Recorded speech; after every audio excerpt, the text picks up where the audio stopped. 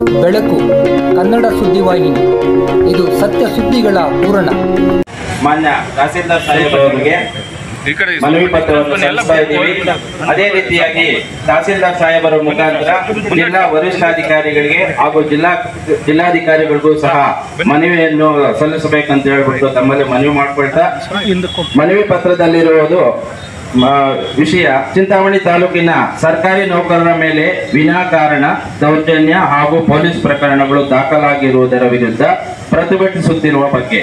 ಮೇಲ್ಕಂಡ ವಿಷಯಕ್ಕೆ ಸಂಬಂಧಿಸಿದಂತೆ ಚಿಂತಾಮಣಿ ತಾಲೂಕಿನ ಸರ್ಕಾರಿ ಅಧಿಕಾರಿಗಳ ಮೇಲೆ ಹಾಗೂ ನೌಕರರ ಮೇಲೆ ಚಿಂತಾಮಣಿ ತಾಲೂಕಿನಲ್ಲಿ ವಿನಾಕಾರಣವಾಗಿ ಸರ್ಕಾರಿ ಕರ್ತವ್ಯಕ್ಕೆ ಅಡ್ಡಿಪಡಿಸುತ್ತಾ ಸುಳ್ಳು ಪ್ರಕರಣಗಳನ್ನು ದಾಖಲಿಸುವುದು ಹಾಗೂ ಮಹಿಳಾ ಅಧಿಕಾರಿಗಳ ಮೇಲೆ ದೌರ್ಜನ್ಯ ಮಾಡುತ್ತಿರುವವರ ವಿರುದ್ಧವಾಗಿ ಕರ್ನಾಟಕ ರಾಜ್ಯ ಸರ್ಕಾರಿ ನೌಕರ ಸಂಘದ ರಾಜ್ಯಾಧ್ಯಕ್ಷರುಗಳಾದ ಶ್ರೀಯುತ ಷಡಾಕ್ಷರಿ ರವರ ನೇತೃತ್ವದಲ್ಲಿ ದಿನಾಂಕ 19/4/2025 ಬೆಳಗ್ಗೆ 10 ಗಂಟೆಗೆ ಚಿಂತಾಮಣಿ ನಗರದ ಪ್ರಮುಖ ಬೀದಿಗಳಲ್ಲಿ ಶಾಂತಿಯುತವಾಗಿ ಪ್ರವಾಸಿ ಮಂದಿರದಿಂದ ಗಜಾನನ ವೃತ್ತ, ಪಿಸಿಆರ್ ಕಾಂಪ್ಲೆಕ್ಸ್ ವೃತ್ತದ ಮೂಲಕ ಬೆಂಗಳೂರು ಜೋಡಿ ರಸ್ತೆಯಿಂದ ನೇರವಾಗಿ ತಾಲೂಕು ಕಚೇರಿ ಮುಂಭಾಗದಲ್ಲಿ ಸೇರಲಾಗುತ್ತದೆ.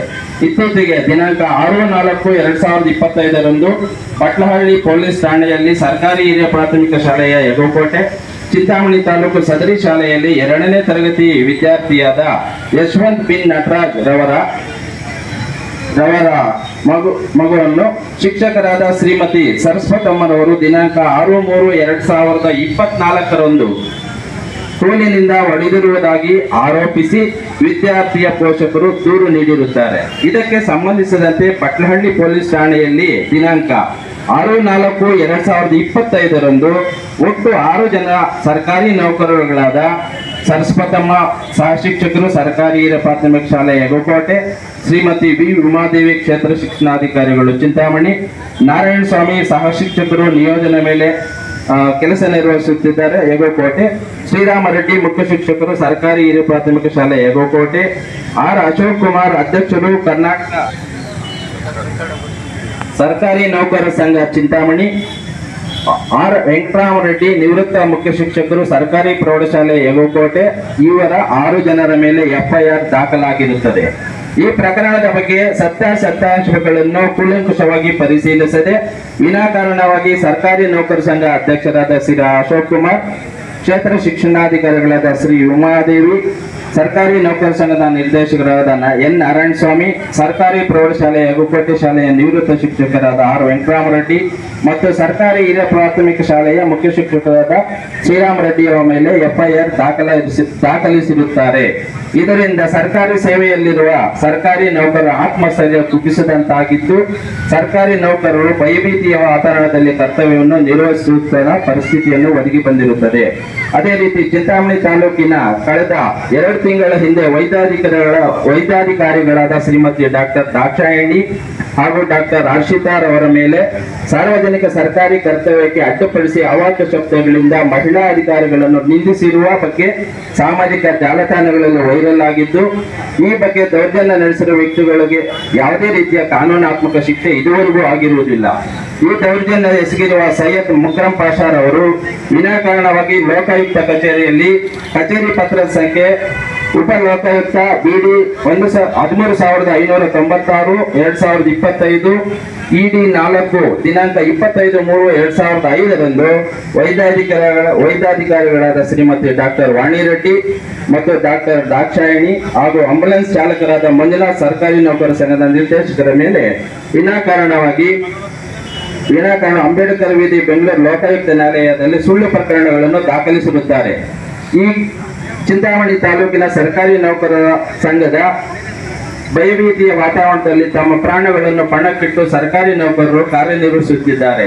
ಮುಂದಿನ ದಿನಗಳಲ್ಲಿ ಸಾರ್ವಜನಿಕ ವಲಯಗಳಲ್ಲಿ ಸರ್ಕಾರಿ ನೌಕರರು ಭಯರಹಿತವಾಗಿ ಸ್ವತಂತ್ರವಾಗಿ ಕರ್ತವ್ಯ ನಿರ್ವಹಿಸಲು ಹಾಗೂ ಸರ್ಕಾರಿ ನೌಕರರ ಮೇಲೆ ಸುಳ್ಳು ಪ್ರಕರಣಗಳನ್ನು ದಾಖಲಿಸದೆ ನೌಕರರಿಗೆ ಆತ್ಮಸ್ಥೈರ್ಯವನ್ನು ತುಂಬಿ ಸರ್ಕಾರಿ ಕೆಲಸವನ್ನು ಪಾರದರ್ಶಕವಾಗಿ ಕರ್ತವ್ಯ ನಿರ್ವಹಿಸಲು ಅನುವು ಮಾಡಿಕೊಡಲು ಸರ್ಕಾರದ ಉನ್ನತ ಮಟ್ಟದ ಅಧಿಕಾರಿಗಳ ಗಮನಕ್ಕೆ ತರುತ್ತಾ ರಾಜ್ಯ ಸರ್ಕಾರಿ ನೌಕರರ ಸಂಘದ ಅಧ್ಯಕ್ಷರಾದ ಶ್ರೀಯುತ ಷಡಾಕ್ಷರಿ ಅವರ ನೇತೃತ್ವದಲ್ಲಿ ಈ ಮನವಿ ಪತ್ರವನ್ನು ಮಾನ್ಯ ತಾಲೂಕು ದಂಡಾಧಿಕಾರಿಗಳಿಗೆ ಸಲ್ಲಿಸುತ್ತಿದ್ದೇವೆ.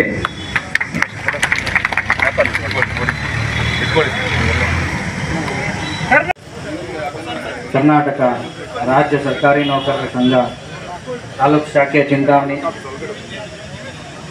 ಇವರ ವತಿಯಿಂದ ಏನು ದಿನಾಂಕ 19/4 2025 ಒಂದು ಶಾಂತಿಯುತ ಮೆರವಣಿಗೆ ಮಾಡಿ ನಂತರ ಇಲ್ಲಿ ಒಂದು ಧರಣಿಯನ್ನು ಹಮ್ಮಿಕೊಂಡಿದ್ದಾರೆ. ಇದಕ್ಕೆ ಸಂಬಂಧಪಟ್ಟಂಗೆ ಚಿಂತಾಮಣಿ ತಾಲೂಕಿನ ಸರ್ಕಾರಿ ನೌಕರರ ಮೇಲೆ ವಿನಾಕಾರಣ ದೌರ್ಜನ್ಯ ಹಾಗೂ ಪೊಲೀಸ್ ಪ್ರಕರಣಗಳು ದಾಖಲಾಗುತ್ತಿರುವುದರ ವಿರುದ್ಧ ಪ್ರತಿಭಟಿಸುತ್ತಿರುವ ಬಗ್ಗೆ ಅಂತ ಒಂದು ಮನವಿ ಪತ್ರವನ್ನು ಸಲ್ಲಿಸಿದ್ದಾರೆ. ಈ ವಿಚಾರವಾಗಿ ತಾವು ಏನು ಮನವಿ ಪತ್ರವನ್ನು ಸಲ್ಲಿಸಿದ್ದೀರಾ, ಇದನ್ನು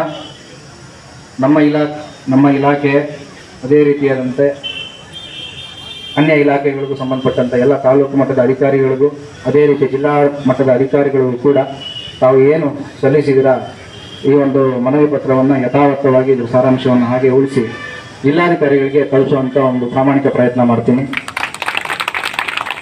ವಿಚಾರವಾಗಿ ಏನು ಮಗುಗೆ ತೊಂದರೆ ಆಗಿದೆ, ಆ ತೊಂದರೆ ಆಗಿರೋದನ್ನು ನಿವಾರಣೆ ಮಾಡಬೇಕು ಅಂತ ಈಗಾಗಲೇ ಜಿಲ್ಲಾಧ್ಯಕ್ಷರು ಕೂಡ ಹೇಳಿದ್ದಾರೆ.